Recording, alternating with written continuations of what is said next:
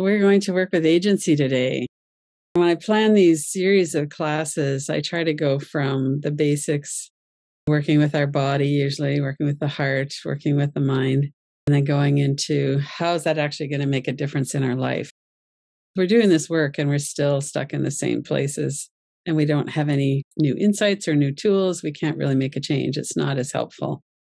I like the topic of this one around agency. How can we take what we know and bring it into the present, bring it into our life as well? And in particular, how does our nervous system interfere with our agency, the hypervigilance in our nervous system? Somatic mindfulness inquiry has a lot of different components. And in this particular one, we're working with realizing that we're not helpless in the face of compelling thoughts. Our hypervigilance is generated by our nervous system, and how are we going to work with that? Many of you are familiar with Pete Walker. He wrote a wonderful book, Complex PTSD, How to Move from Surviving to Thriving. He has a book called The Tao of Fully Feeling as well. He has such a deep understanding of developmental trauma and childhood trauma. He was abused as a child. He has helped many, many people through his books, but also through his private therapy practice. This quote, "My inner child had been perpetually hiding, petrified in fear, waiting to see if my maturing adult self would ever take a stance of personal power and assertiveness." And that's what we're going to work with today, standing up for the child in us. Our past experience has a lot to do with our present moment, how we're working with this in the moment. If we've had a lot of experiences of being bullied as a child, especially, and not being able to assert any kind of independence or agency, then we're going to have a lot more hopelessness around that. It's going to be something that's a lot more difficult. We're going to have a narrow window of tolerance. And it's going to feel scary when we stand our ground. We need to be in our body, which is the focus of this whole series and certainly of all of my work. This somatic mindfulness. When we're in a survival response of fight, flight, or freeze, or fawn, then we're not able to bring our whole self to that. We need to come back into our body to know what's going on, and then sometimes we're going to express it to the other person, and sometimes we're not. And the safety there, it could be they're going to lash out at me, or they're going to hit me, or something. But it can also be that feeling of, I don't feel safe enough inside. We need to widen that window of tolerance, and that's why we're looking at all of these things. How can we exercise our agency and express anger either to ourselves and to at least admit to ourselves and to let ourselves feel the anger? And sometimes we can express the anger directly to the person as well. Sometimes not. It sometimes helps to have some practice at using some of these sentences that we might use. So if you're thinking about going into an engagement with somebody, you know what kind of person they are, you know what kind of energy, what kind of harsh words, what kind of shaming they use, picking at you, they're trying to get your goat. And sometimes it helps to pull back beforehand and think about, I know they're going to do that again. It's very predictable. What am I going to say? What am I going to do? One of the things, of course, we're doing is to regulate our own nervous system. But we might also say something. If you're going to continue to yell at me, I'm going to leave. I need to set these boundaries to take care of myself. We could admit that to ourselves and allow ourselves to do that. And sometimes the more subtle abuse isn't as easy to deal with. Sometimes we don't even recognize it, or we often make excuses for it. In a way, it's helpful to have blatant abuse that we're dealing with, so it's really clear. When we don't, which is mostly the case, there's a little bit more subtlety there. But we know that every time we're around that person, we feel powerless, or we go into a fight, flight, or freeze response. One of the foundations of working with that is to make a plan for self-regulation so that we can stay regulated. The first thing that can be difficult for us in terms of the relationship is if we fly off the handle, or if we go into a freeze and we just kind of let it happen, then we shame ourselves for that afterwards. But then the other person also learns that they can do that and that this is how we're going to react. And that's often not very helpful for us. Where do I have agency right now?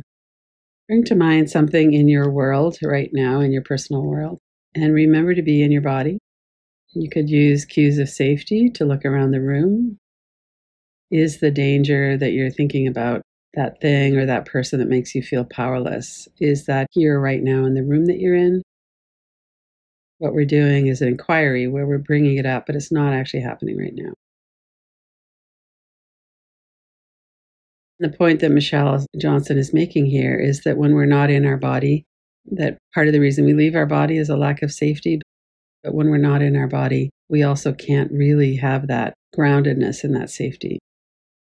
Bringing to mind all of that, we need to stay grounded in our body. We need to remember that in this moment, that other person's not here. Let's do an inquiry to see whatever it is you're working with, bring it to mind. I don't know what to say. I feel overwhelmed. I feel powerless, or I am powerless. Let's work with that part of it first. What is it about the situation? And what are the kinds of words that would describe that for you?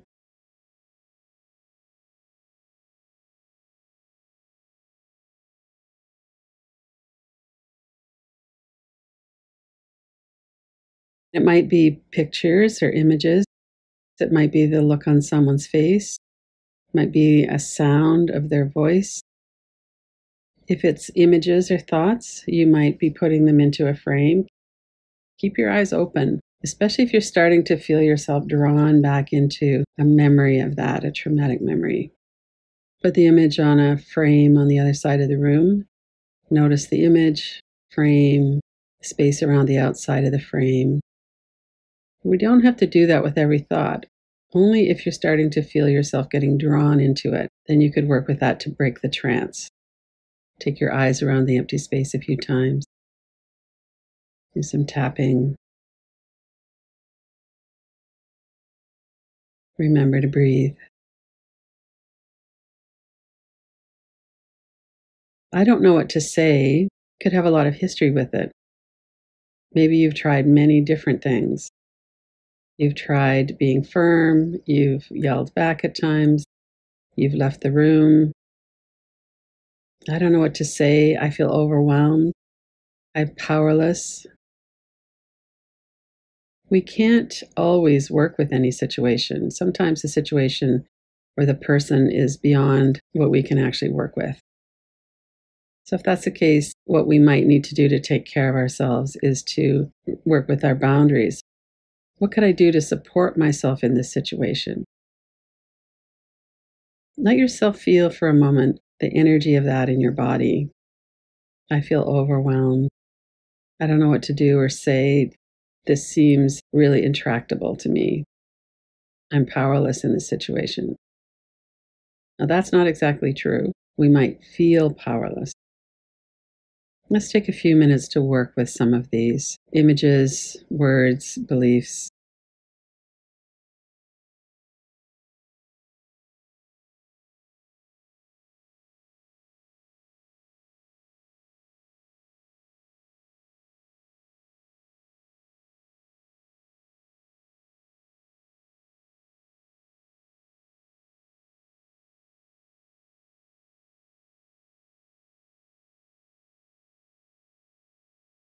Stay in your body, aware of your breath, and mostly aware that whatever the situation that you're working with is, it's not happening right now.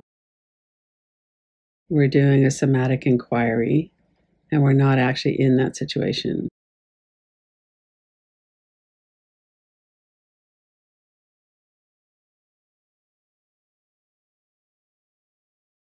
And what is it that you could do to support yourself when you feel like that? One of the first things is we could notice it. We could be aware, oh, I'm holding my breath. Maybe we could be holding our own hand. We could have a friend with us sometimes if that's applicable.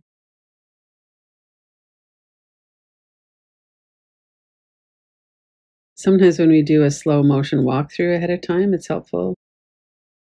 If your inner critic is coming in and giving you a hard time about not being able to change the situation, you could work with something like that ahead of time.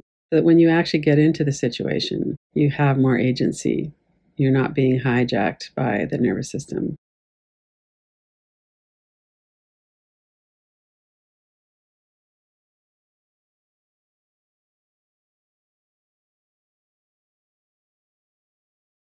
And look at some of the beliefs and look to see, is that true? So I am powerless. That could have been true in the past, and it might be true in this situation. I can't change the situation. I can't change the person.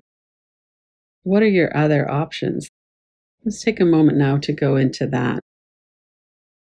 I feel powerless. I feel overwhelmed. I've tried so many different things and nothing is working. I come back into my own heart. One of the helpful results of coming into our own heart is that we could perhaps honor our need to not be in those situations, to stop blaming ourselves, even if we didn't work with it all that skillfully in the past. There's something here that's not our fault. There's somebody here that's being a bully, that's not listening, and we can listen to our own heart. We can act in our own best interest. Let yourself feel into that. What action could you take? Leaving aside the practicality of whether it will work or not, what could you do? If you're listening to your heart, you're in your body, you're breathing. What action could you do?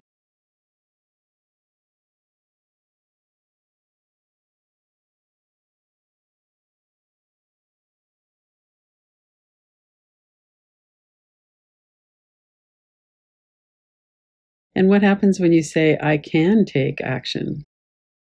I will step up. I'll do what I can.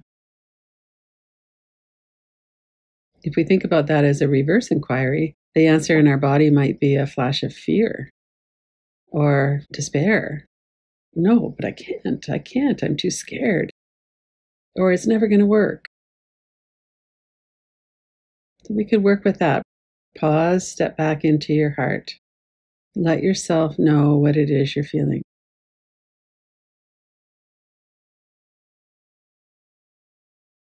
Take a few deeper breaths. Sometimes you might surround yourself with support. Visualize yourself having some friends with you or having someone there who will help you to be strong.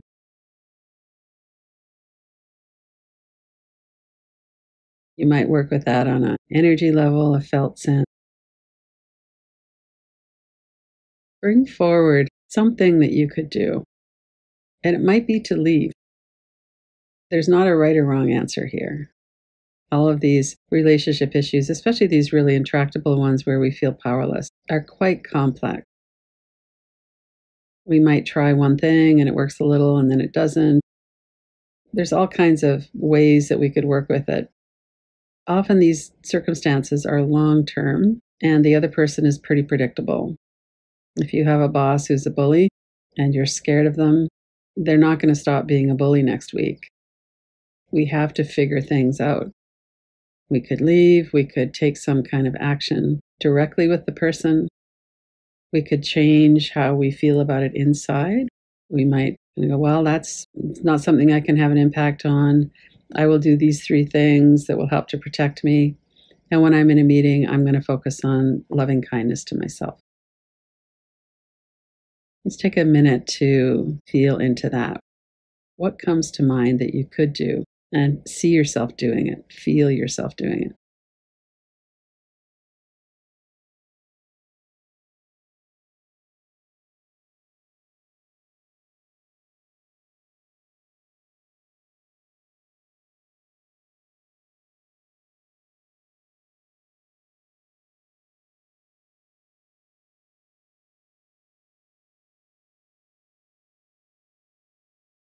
Come back to your breath. Notice what it feels like in your body. And if you want to shake or something to move some of that energy through, sometimes that's a good idea. You could shake it off your hands, let your hands shake, or you could stand up and shake your whole body. You could bring your hands to your heart. Wow, I'm in a tough situation. At least I could be kind to myself.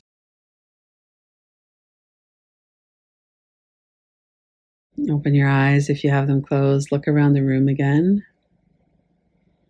Notice that you're safe.